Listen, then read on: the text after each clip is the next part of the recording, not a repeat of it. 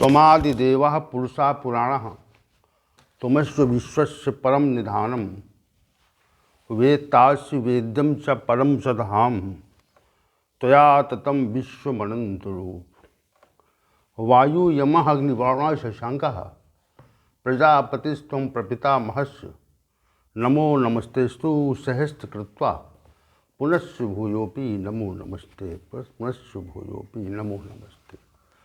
वसुदेव सुतं देवं कंस चारूर्मर्दनं देवकी परमानंदम श्री कृष्णं वंदे सकतगुरुं कृष्णं वंदे सकत। कृष्णाय वासुदेवाय हरे परमात्मने प्रणत क्लेश नाशाय गोविंदाय नमो नमः गोविंदाय नमो नमः। Tomorrow's morning session I have described the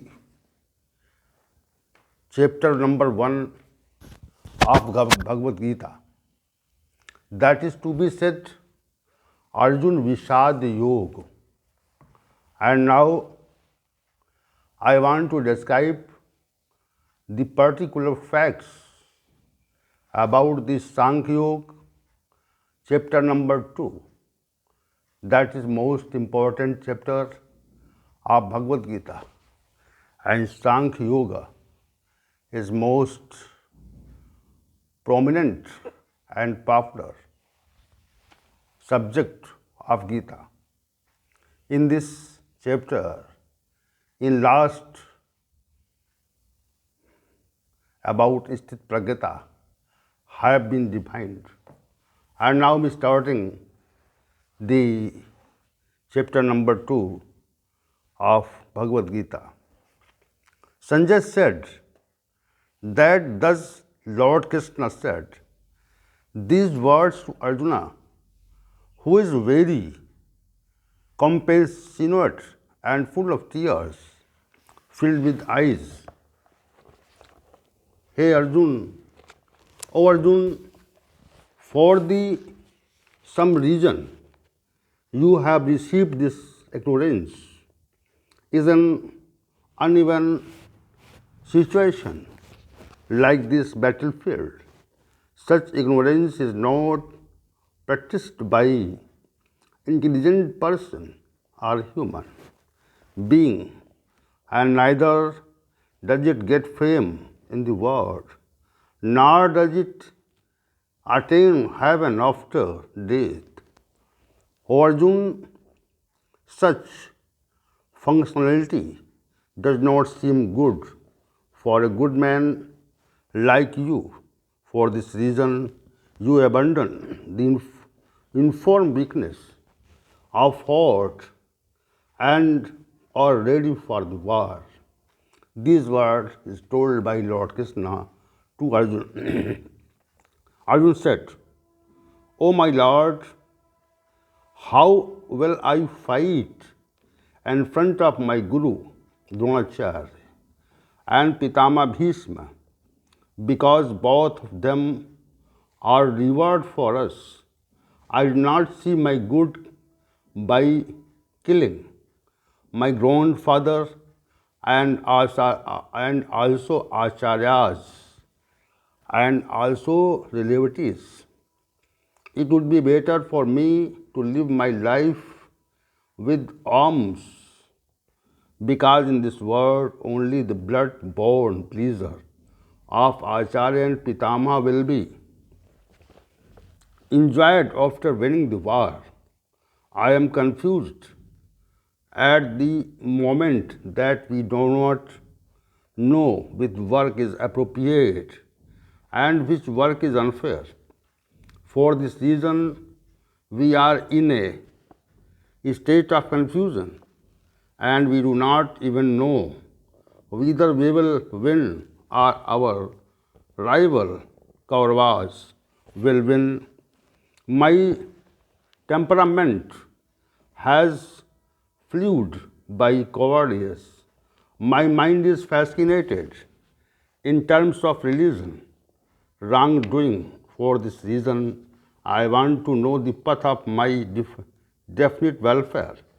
to you, because I am your disciple and your refuge, and also in your shelter, to pave me way. And my view is that I do not see any method by which the sense who get pleasure can be removed from mourning, because the state of complemented by complete pleasures and the sincerity of even in the only pleasure. Sanjay said, and Arjun made it clear to Lord Sri Govinda that in such situation I will not fight, and Arjun became silent. By saying so, after this Lord Krishna gave his sermon on happy posture to Arjun covered with grief. Those who are intelligent men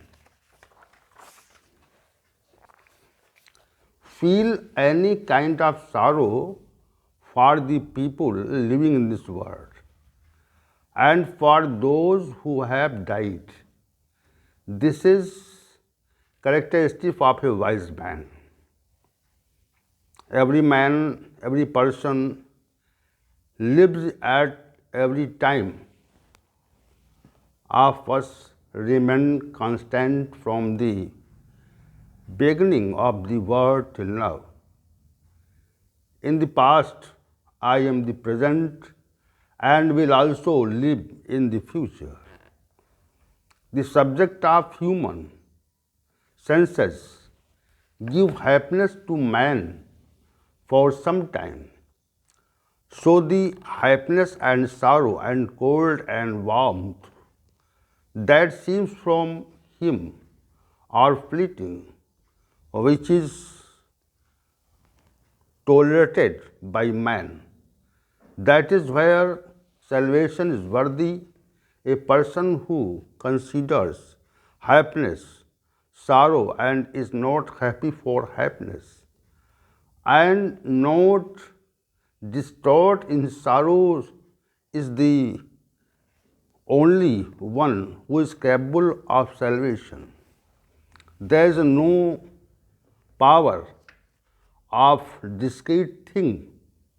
The word and there is no lack of truth.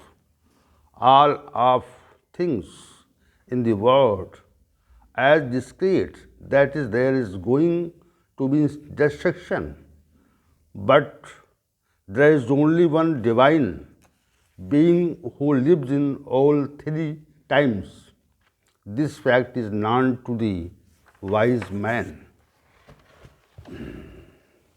O Arjun, God is impressible, and part of it is also undestructible. Nobody is capable of destroying this imperishable. The soul is eternal and imperishable in this way.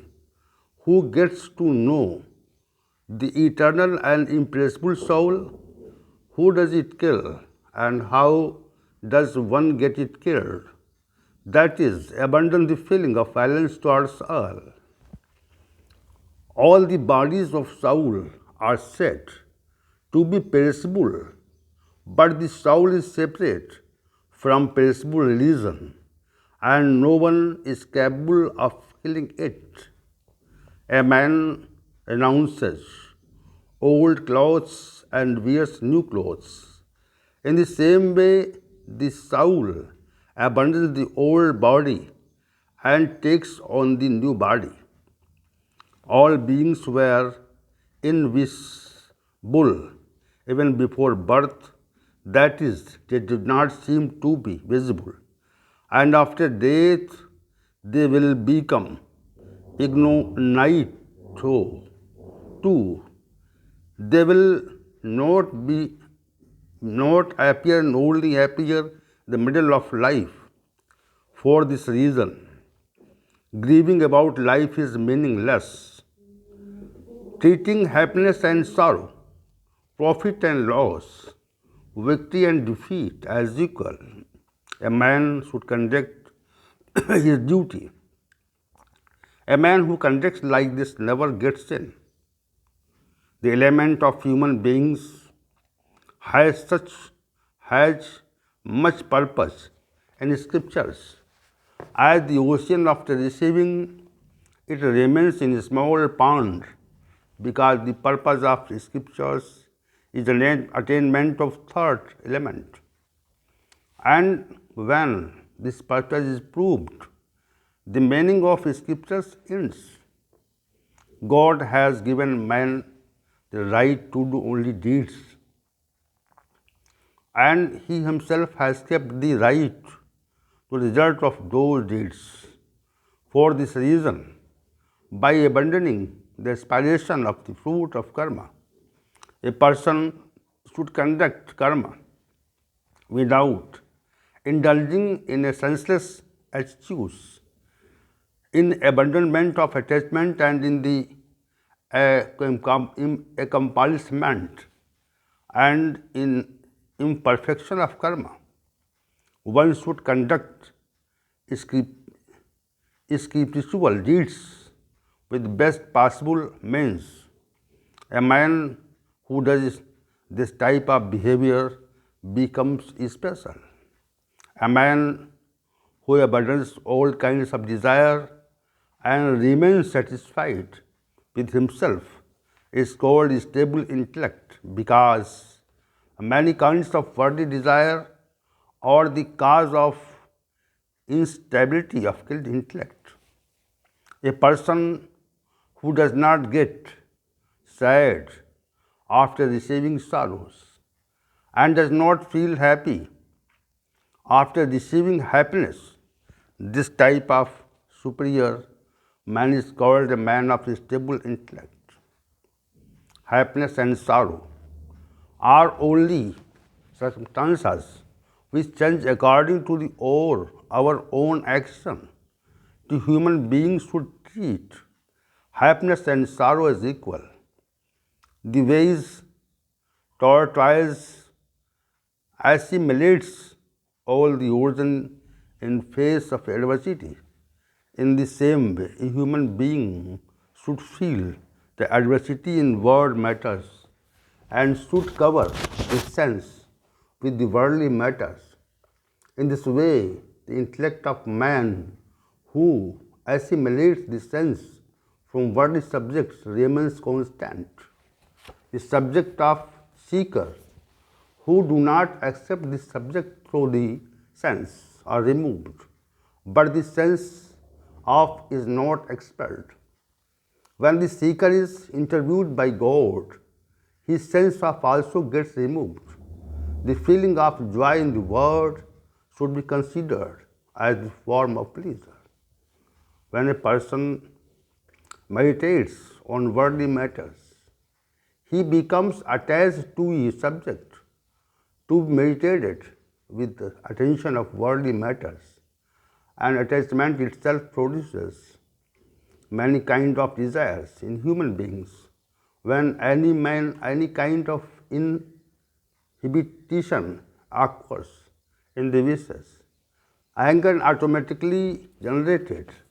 The anger arises due to certain of anger, and due to hypnosis, the memory of man is destroyed, and the destruction of memory also destroys the intellect, and destruction of the intellect leads to a definite fall of man. For ordinary people, which is like right, it is day for men who are ascetic, and which all the worldly beings wake up. It is like night for ascetic. That is, all earthly beings wake up in worldly matters, and restrained man separates those who subject from himself. Therefore, all earthly matters become light night for him. The seeker who abandons all desires and becomes devoid of ego by ceasing the sensation of the need of all earthly things, he becomes separated and eliminates all forms of love. That man becomes a definite realization of the divine.